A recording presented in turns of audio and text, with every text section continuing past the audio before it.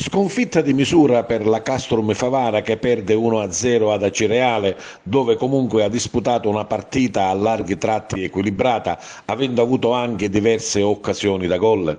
Spunti in avanti che non si sono concretizzati anche per l'ultima prestazione del portiere acese Zizzania, su tutte la pericolosissima conclusione al 30° di Deiana Testoni, che sarebbe potuta tranquillamente valere l'1-0 per la squadra favarese. Ma alla fine i padroni di casa, anche se con evidenti limiti, hanno gestito la gara, sono stati capaci di effettuare rapide ripartenze e alla fine vincere l'incontro.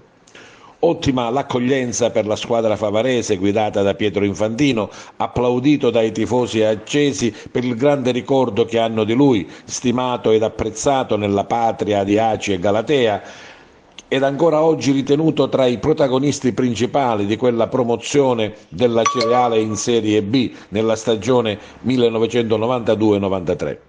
La cronaca della gara ha visto un Favara insidioso nella prima parte che non riesce a concretizzare diverse occasioni da gol.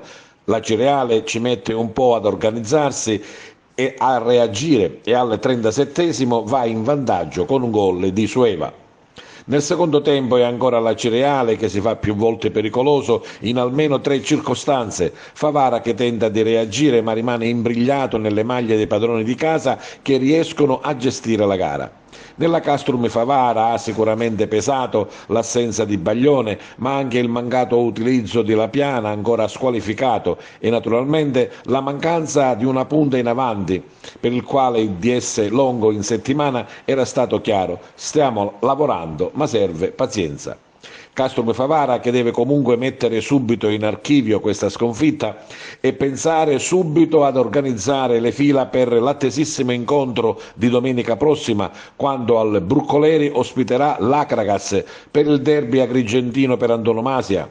Favara che vorrà subito riscattare la sconfitta con Acireale e a Cragandini in cerca dei primi punti dopo la falsa partenza in campionato con 2 sconfitte nelle prime 2 gare.